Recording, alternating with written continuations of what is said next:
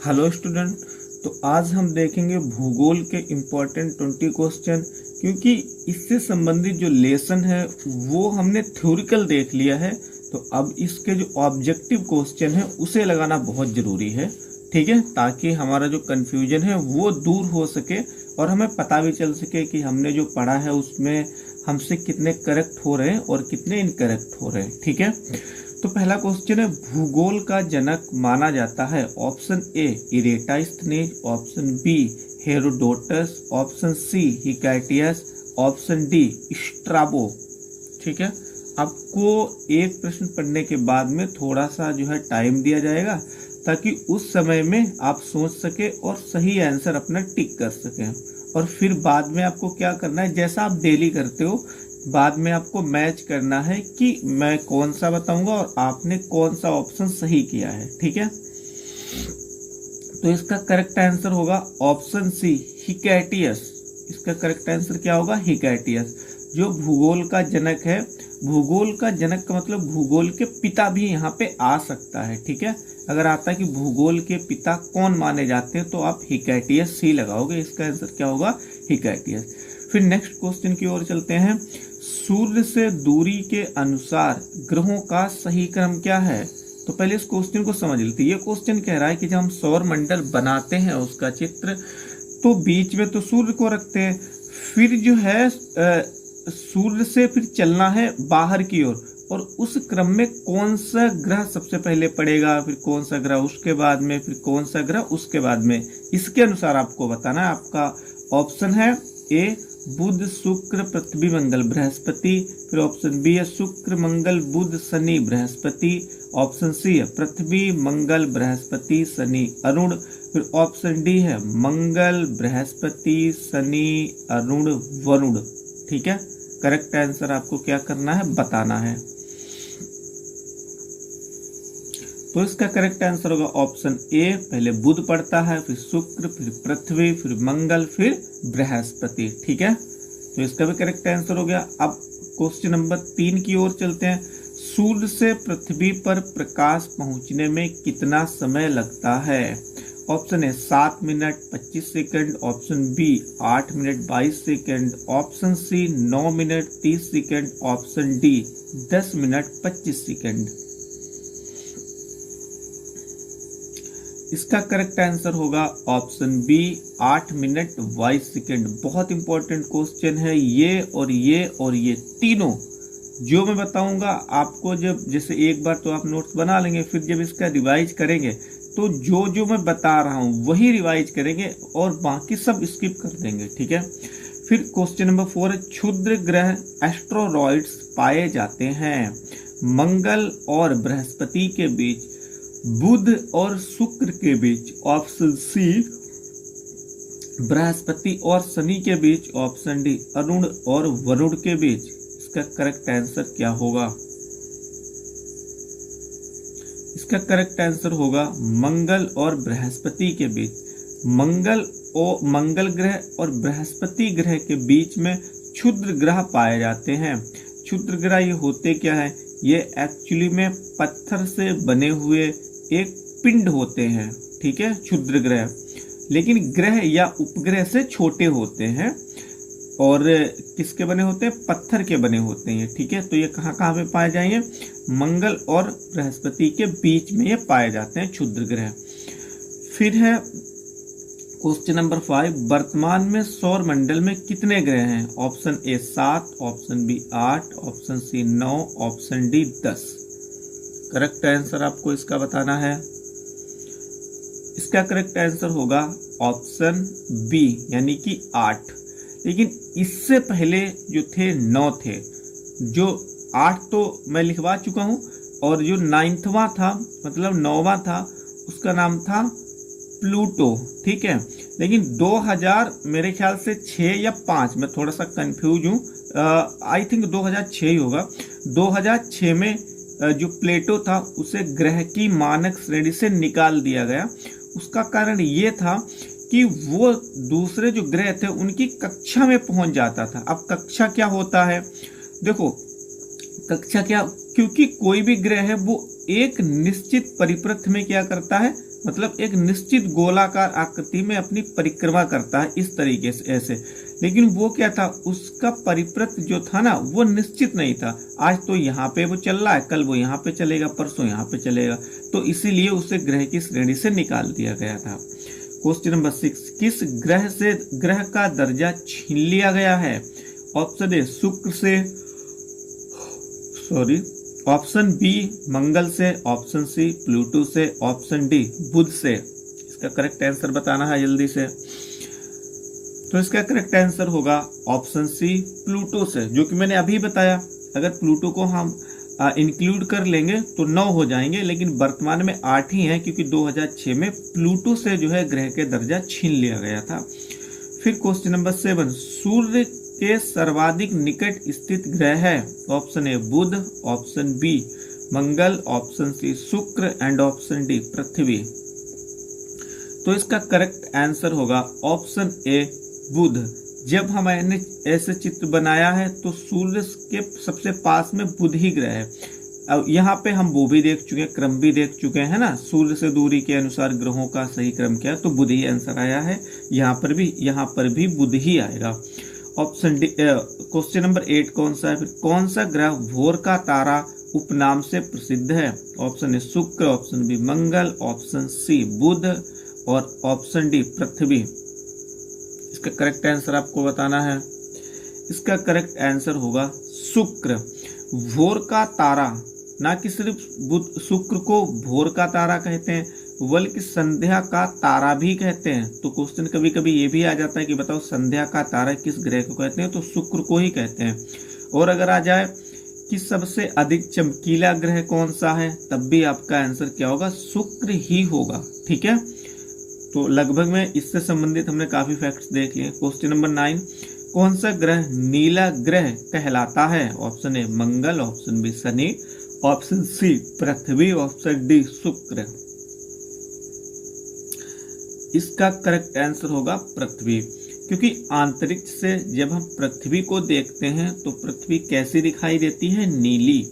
नीली वो इसलिए दिखाई देती है क्योंकि पृथ्वी के कितने 3 पार्ट में, या हम बोले 72% हिस्से में, क्षेत्र में पानी ही पानी भरा है।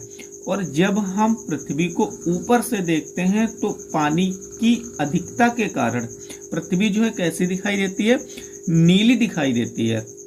पृथ्वी को नीला ग्रह भी कहते हैं और पृथ्वी को हम हरा ग्रह भी कहते हैं, क्योंकि पृथ्वी, जितने भी ग्रह हैं, पृथ्वी ही ऐसा ग्रह है जिसपे हरियाली, मतलब पेड़ पौधे, इस तरीके की वनस्पतियां आपको बहुत अधिक मिलेंगी, अधिक मात्रा में। इसकी तुलना में जितने भी ग्रह हैं तो वहां पे पेड़ पौधे आपको ना के बराबर मिलेंगे ही नहीं, पहली बात तो इसीलिए पृथ्वी को नीला ग्रह और हरा ग्रह भी कहते हैं। ठीक है, क्वेश्चन नंबर 10, चंद्रमा पर सर्वप्रथम किसने कदम रखा? Option A Neil Armstrong, option B Yuri Gagarin, option C Lily Armstrong, option D Steve Gagarin. तो इसका करेक्ट आंसर होगा ऑप्शन ए नील आर्मस्ट्रांग। कुल मिला के ये जो क्वेश्चन कह रहा है इसे समझना, ये कह रहा है कि चंद्रमा पर सबसे पहले कौन गया था। तो ये मैंने क्वेश्चन लिखवाया, लेकिन मैंने ये नहीं लिखवाया चंद्रमा पर सर्वप्रथम किसने कदम रखा। मैंने डायरेक्ट क्वेश्चन लिखवाया कि चंद्रमा पर सबसे पहले कौन गया था। तो नील आर्मस्ट्रांग कब गए थे? तो ईयर भी आपको ध्यान रखना है 1969। मेरे पास पेन है तो मैं बुक पे लिख नहीं सकता हूँ। ठीक है, आपको साइड में लिखना भी है, यहाँ पे लिख लेना ऐसे ब्रैकेट में 1969, ताकि ध्यान रहे। और ब्रैकेट में लिखना रशिया, मतलब रूस। तो ये थे कहाँ के? ये रूस का मिशन था लूना, और इन्होंने कब भेजा था? 1969 में नील आर्मस्ट्रांग। मतलब ये दुनिया के पहले व्यक्ति थे। ठीक है, ये दुनिया के पहले व्यक्ति थे जो कि कहाँ गए थे? चांद पर गए थे। और कब गए थे? 1969 में। और एक कहाँ के थे? तो रूस के थे। कभी कभी तो वो यही पूछ लेगा कि चंद्रमा पर जाने वाला सर्वप्रथम देश कौन सा था, तो रूस था। ठीक है, और अगर व्यक्ति पूछे तो नील आर्मस्ट्रांग। इनसे संबंधित जो है कक्षा 8 या शायद हिंदी में एक लेसन भी दिया है, पानी में चंदा और चांद पर आदमी। तो उन्होंने बताया है, नील आर्मस्ट्रांग के बारे में ही उसमें दिया है। और इन्होंने अपना अनुभव शेयर किया कि जब ये चांद पे जाते हैं तो चांद इन्हें कैसा दिखाई देता है, मतलब किस तरीके का इन्हें अनुभव होता है। तो पढ़ने में बहुत मजा आता है। अगर आपके सिलेबस में है तो आप अवश्य उसे पढ़ें। फिर क्वेश्चन नंबर 11, चंद्र ग्रहण पड़ता है। ऑप्शन है जब पृथ्वी सूर्य एवं चंद्रमा के मध्य आ जाती है। ऑप्शन बी जब चंद्रमा पृथ्वी एवं सूर्य के मध्य आ जाता है। ऑप्शन सी जब सूर्य पृथ्वी एवं चंद्रमा के मध्य आ जाता है। ऑप्शन डी उपरोक्त में से कोई नहीं। इसका करेक्ट आंसर होगा ऑप्शन ए, जब पृथ्वी सूर्य एवं चंद्रमा के मध्य आ जाती है तो क्या पड़ता है, चंद्र ग्रहण पड़ता है। फिर क्वेश्चन नंबर 12 है, पृथ्वी पर दिन और रात होते हैं। ऑप्शन ए दैनिक गति के कारण। ऑप्शन बी वार्षिक गति के कारण। ऑप्शन सी छमाही गति के कारण। ऑप्शन डी तिमाही गति के कारण। इसका करेक्ट आंसर होगा दैनिक गति के कारण। और अगर ये आता है पृथ्वी पर दिन और रात किसके कारण होते हैं, किस गति के कारण होते हैं। देखो यहाँ पे दैनिक गति उसने दिया है। दैनिक गति का मतलब प्रतिदिन, जो पृथ्वी प्रतिदिन गति करती है उसके हिसाब से दिन और रात होते हैं, ठीक है। और एक होता है कौन सी गति, एक होता है आपकी परिक्रमण गति और एक होता है परिभ्रमण गति। दोनों गतियों को आपको क्या करना है, समझना है।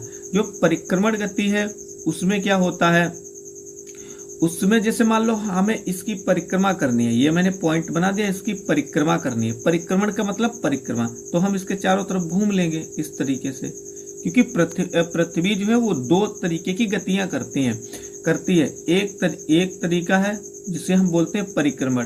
परिक्रमण का मतलब है परिक्रमा, पृथ्वी जो है सूर्य की परिक्रमा करती है इस तरीके से, ऐसे, ठीक है, ऐसे क्या करती है, परिक्रमा करती है। और दूसरी गति क्या करती है, दूसरी गति करती है वो परिभ्रमण। क्या करती है, परिभ्रमण। परिभ्रमण में क्या है, पृथ्वी अपने ही स्थान पे चारों तरफ घूमती है, क्योंकि जब पृथ्वी ऊपर से पृथ्वी को देखोगे तो पृथ्वी आपको घूमती हुई प्रतीत होती है। जैसे फुटबॉल लो और फुटबॉल को चारों तरफ इस तरीके से घुमा दीजिए, ठीक है, तो उसे हम बोलते हैं परिभ्रमण और इसे बोलते हैं परिक्रमण, ठीक है। इसे क्या बोलते हैं, इसे बोलते हैं परिभ्रमण, इसे बोलते हैं परिक्रमण, सॉरी। और परिभ्रमण किसे बोलते हैं, जब पृथ्वी अपने ही स्थान पे फुटबॉल या गेंद की तरह इस तरीके से घूमती है, ऐसे ऐसे घूमती है, ऐसे ऐसे भी पृथ्वी बहुत तेज घूमती है और परिक्रमा भी पृथ्वी जो है बहुत तेज करती है। तो दिन रात किसके कारण होते हैं, तो दिन रात जो होंगे वो परिभ्रमण के कारण होंगे, जो पृथ्वी अपने स्थान पर ही ऐसे ऐसे ऐसे ऐसे घूम जाती है, ठीक है। और फिर परिक्रमण में क्या होता है, परिक्रमण में जो है आपकी ऋतुएं बदलती हैं। जैसे ठंडा आएगी, अगर सर्दी का मौसम आएगा तो पृथ्वी जो है सूर्य से दूर चली जाती है, और जब गर्मी का मौसम आता है तो पृथ्वी सूर्य के पास आ जाती है, ठीक है। तो यहाँ से हमने काफी कुछ सीख लिया। 14 की ओर, मध्य रात्रि के सूर्य का देश कहलाता है। Option A Norway, option B Finland, option C Japan, option D Rome. तो उसका करेक्ट आंसर होगा ऑप्शन ए नॉर्वे। कहने का मतलब है जो नॉर्वे देश है वो कहाँ पे पड़ता है, ध्रुव में पड़ता है, उत्तरी ध्रुव की ओर, नॉर्थ पोल में। और जहाँ पे जो सूरज है वो रात में भी यहाँ पे एक बार दिखाई देता है।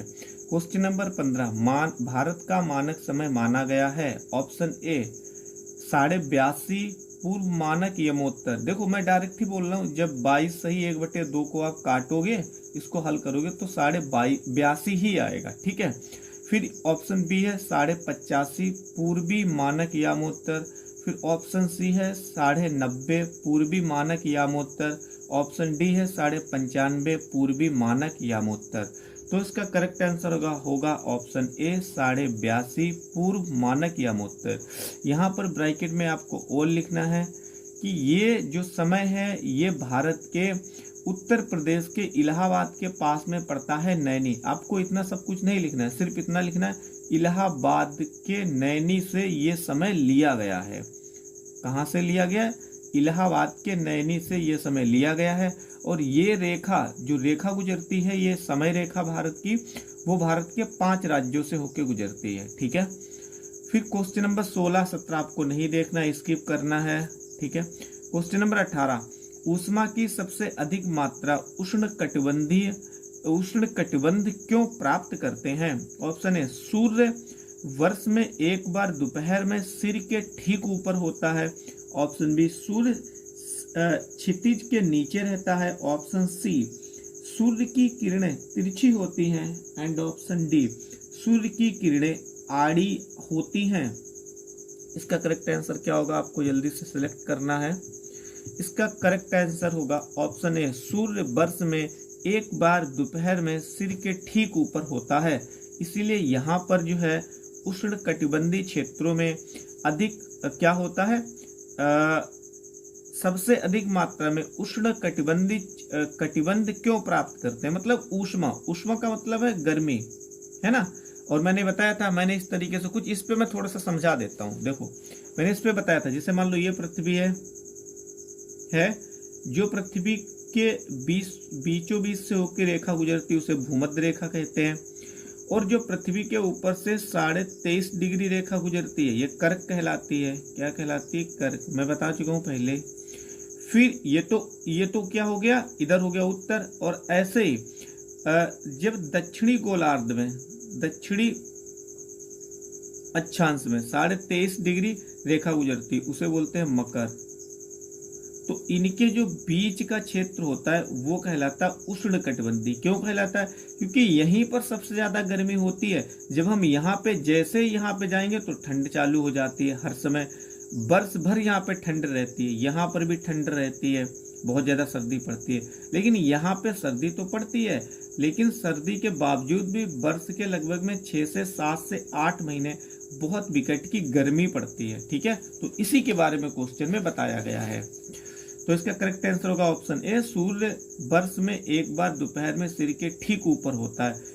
इसको तो आप प्रैक्टिकली भी समझ सकते हो, क्योंकि भारत जो है वो उष्ण कटिबंधीय देश है, और यहाँ पे जब गर्मी का मौसम हो, यानी आजकल, तो आप देखना जब 12 बजेगा तो सूरज जो है वो बिल्कुल ऊपर आ जाता है, हमारे सर के ऊपर आ जाता है। तो क्वेश्चन यही कह रहा है। ऑप्शन क्वेश्चन नंबर 19, समुद्री जल में खारेपन के समान मात्रा दर्शाने वाली रेखा को क्या कहते हैं। Option A isohaline, option B isohel, option C isoneph and option D isoniph. तो इसका करेक्ट आंसर क्या होगा, इसका करेक्ट आंसर होगा ऑप्शन ए आइसोहेलाइन। ठीक है, मतलब उस लाइन को क्या बोलते हैं, आइसोहेलाइन। बहुत इंपॉर्टेंट है, ये बहुत बार आ चुका है। फिर क्वेश्चन नंबर 20 यानी आज का लास्ट क्वेश्चन, कर्क रेखा का अक्षांशीय मान क्या है। इसको मैं डायरेक्ट ही बता रहा हूँ, क्योंकि अभी मैं बता चुका हूँ कर्क रेखा का अक्षांशीय मान कितना है। तो 23.5 डिग्री, और कहाँ होगा, उत्तर होगा कि दक्षिण, तो उत्तरी गोलार्ध में। कर्क रेखा कहाँ पे गुजरती, उत्तरी, मतलब उत्तरी गोलार्ध में 23.5 डिग्री उत्तर में। ठीक है, तो इसका करेक्ट आंसर ये होगा। तो भूगोल के लगभग भूगोल का हमने एक चैप्टर थ्योरिकल वाइज कंप्लीट किया था, उसके हमने एमसीक्यूज भी देख लिए हैं। ठीक है, तो यदि वीडियो आपको पसंद आती है तो वीडियो को लाइक एंड सब्सक्राइब और शेयर करना ना भूलें। धन्यवाद।